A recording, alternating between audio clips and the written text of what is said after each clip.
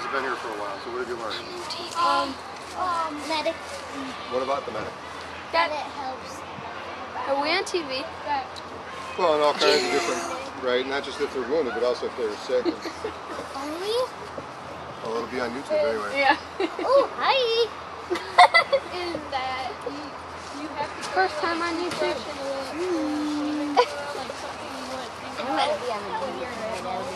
Right, your personal toiletry kit, right? You have to take it with you because you never know where you're going to be tonight. Yeah. Every day is going to be different, especially when you guys, are you guys from the Rockford area?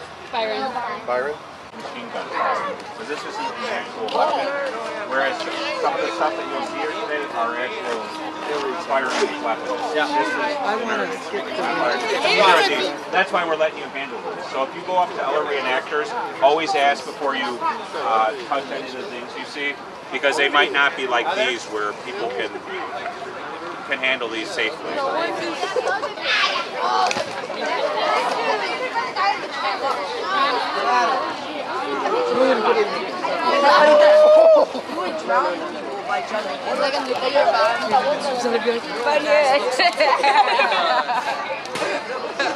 Sorry, dude.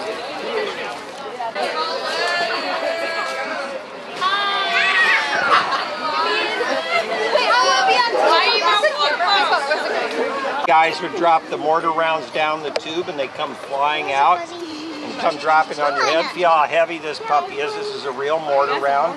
It does not have explosives in it at all, but you can see how heavy that is. It would kind of hurt your head. Oh my god. Yeah, that would hurt.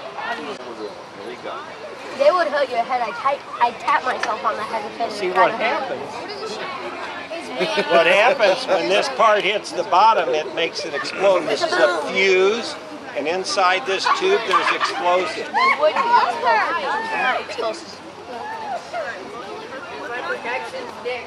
So that's the spent brass. After it has disintegrated, you have a full round in here in the clip. So after it was right, the brass casing, the bullet would go out the barrel, the brass and the link would fall down into the pile. And it, I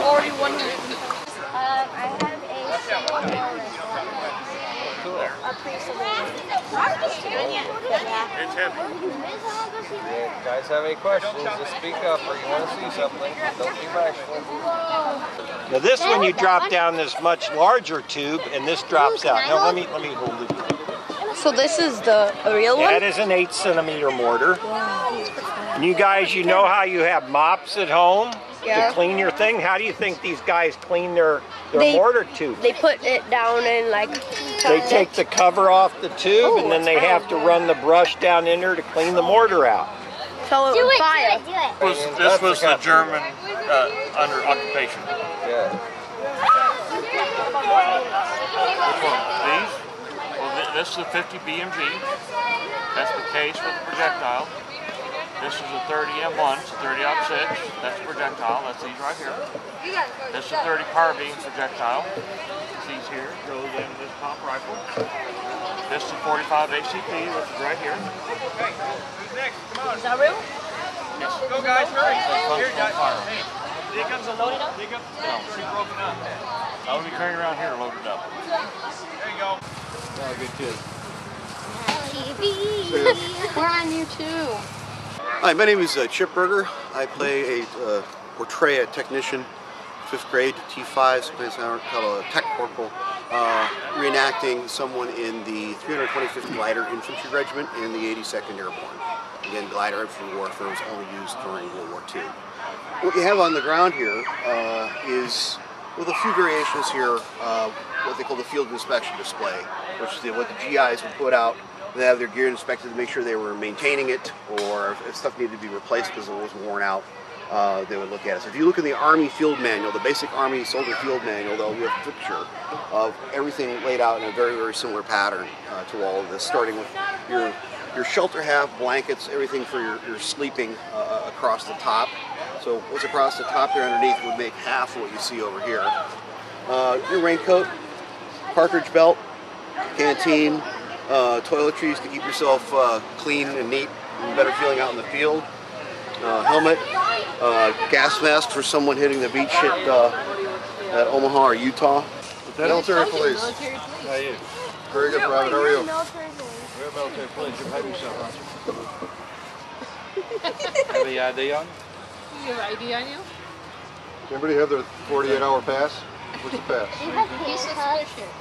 It does have that, you're in headlights. Got that little look on it.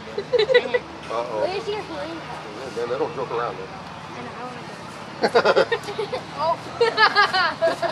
We get a lot of surrenders here. Let's get some about the teachers. I don't know. No, you won't like this jail. I stole a You'll have to dig holes and cook and do all kinds of stuff. Can you see? I'd rather go to. Huh? She said she stole a sandwich. Couldn't tell. Is that a whistle? Is there enough for That everybody? is a whistle. That's the first question. That's serious. That wasn't my favorite. That's for would-be criminals. I mean something. Y'all have a good time? Up there where the flag is, you don't want to go there. What does it look like? I want to see what it looks like. It's underground with the bars on top. Oh, let's go there. Got a lot of snakes in it. I'm just going to clunk them off outside. What? School. Stand outside and be shy. You don't want me to see me. I'm out. Go in there. I'm going to hide, and I'm going to wait for people to go in front of me, and then I'm going to kill them. Oh my God. That's right. Yeah, exactly. So if you guys come around front, Pull it I out. feel stupid. Put the missile in there. And then shoot in there. These are battle. No. Come on, Eric. So like they just did some major repair on that. That's why that. I'm going to go from the outside to the inside. Instead of 3 inches, you actually have to go through 5. And it's also on enough of a slope, the shells would ricochet. They'd bounce off. I want to stay in the weeds and don't let you see me and start killing people. Now, if I think I know that people know where I'm at, I'm going to move. I'm going to go find another place to hide, and I'm going to keep doing what I was doing. Kill tanks. I have talked to veterans that actually fought against these in the war, and they hated them. They were so small, and they were fast enough that they were very difficult to find and very difficult to kill. So it was usually easier, a lot easier, when they could catch them out in the open or different things, but usually, I asked them, what was the best way to find these things? He goes, honestly, we'd send out our armor column, and the first guy was bait. He went as fast as he could. And he says, if we're lucky, the guys running the German side weren't so smart that they'd turn the vehicle to follow him. Then we could see him. If he was a smart guy, he killed the second one. And then, hopefully, the guys in the first one who were going fast enough could turn, get around the side of them. He says, you always lost somebody. You always lost people. Hi. That the authenticity committee should be separate. They have a committee of American, British, Soviet, and German. And then you have people, and you could have some people in one. Comes around, and we would pin it. My poor pin is getting duller and duller the more I do this.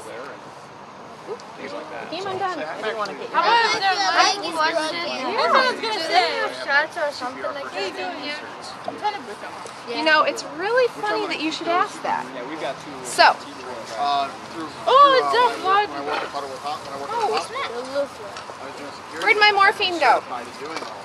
Are those robots? You know, when everyone sees this arm, Alright, so all the nurses would get multiples of these in their kits. Okay?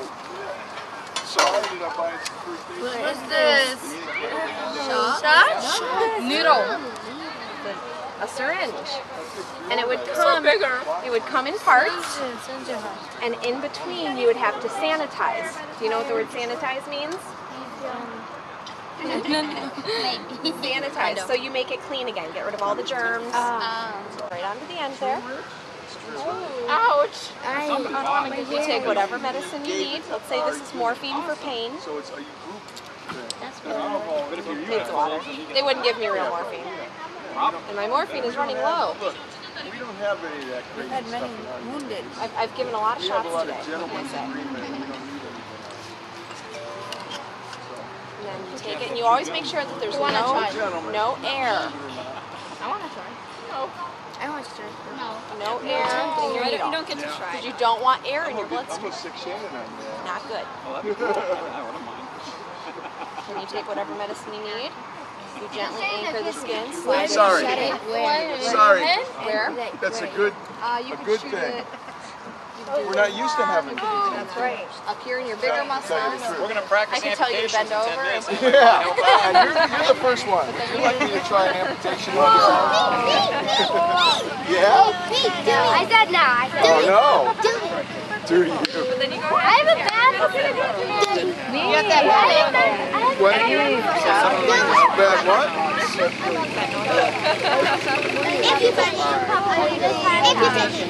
Yeah, alright, let's go. Come up and talk. Let the nurses talk to you. They're showing the syringes we use. Oh, it's a movie. Who's calling? The Germans gas in World War II. We were really afraid that the Germans were going to repeat World War I and use toxic gas during the war. Well, we realized when we landed in Normandy on June 6th that the Germans were no longer using gas. So the GIs would take their gas masks, take it, and throw it on the side of the road. They didn't need it. But that bag was a great way to carry all of your extra supplies. So you'd carry a toiletry kit, you'd carry your extra rations, you'd carry extra socks, extra materials. And then as a medic, I would definitely use that to carry extra bandages because you'd never have too many bandages, you'd never have too much sulfa powder or too much morphine.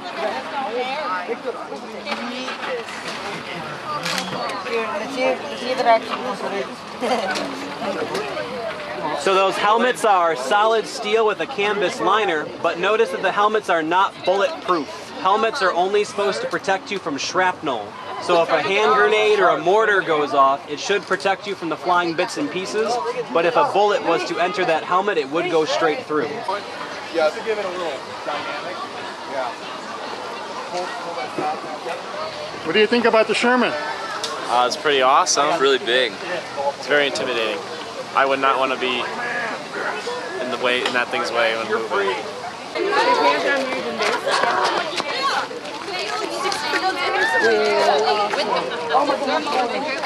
What's the group of this the bad? Yeah.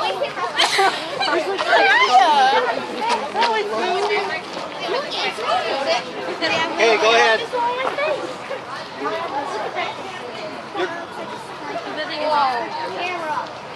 A little more.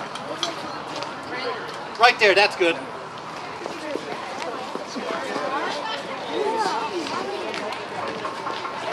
That's a missile they launched. Oh my gosh. How heavy is That it? they launched It's about out of the 35 pounds. No. Yeah, watch your eyes. The tank's 35? No, the shell is. The tank weighs 80,000 pounds. Hold that.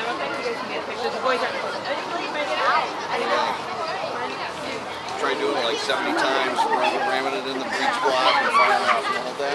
Yeah, getting it all the way up there. The presentation, I think. Oh, 10 o'clock. We have a 9. Oh, you're pretty strong. Look at that. Wasn't this the school thing? Where's your teacher? Right here, right there. Oh, okay. So, you were one of the kids. I know. I get that a lot. Go ahead and have a seat.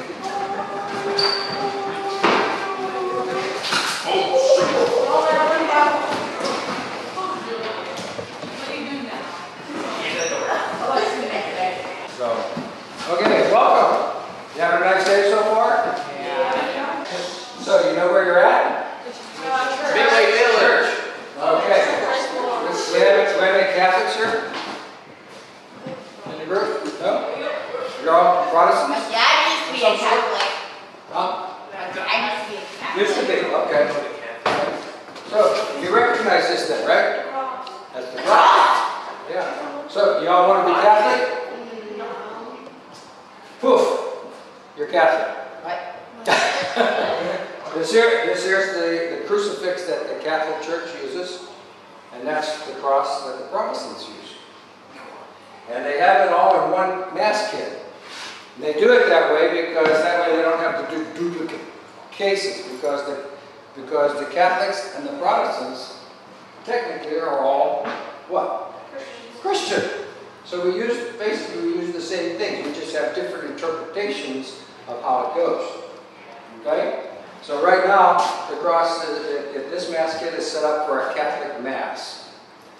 Now with that in mind, during World War II, whenever a unit ended up coming into a town, what would happen is the chaplain, be they Catholic or Protestant or Jewish, because there was only the three faith groups, they would go to the local churches in town and find out which one would let them set up for the duration while they were in town.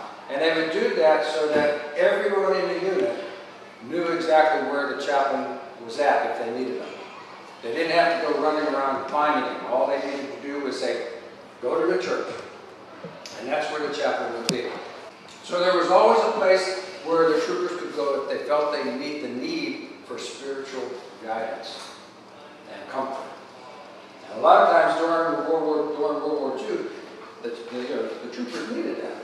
That's why we were there.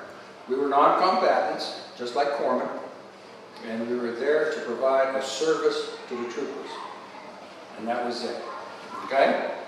We already went through that as far as being Catholic and Protestant.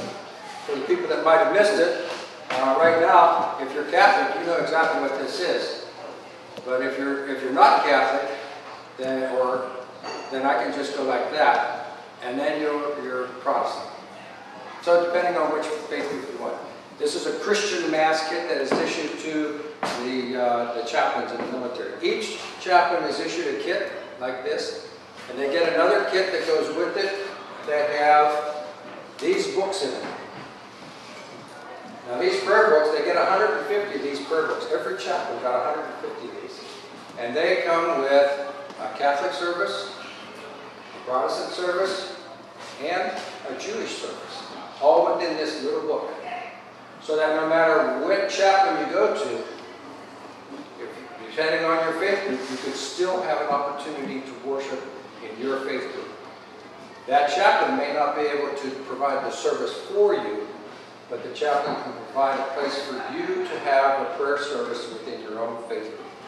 And that's why these books were designed that way. Have fun. Enjoy your tour.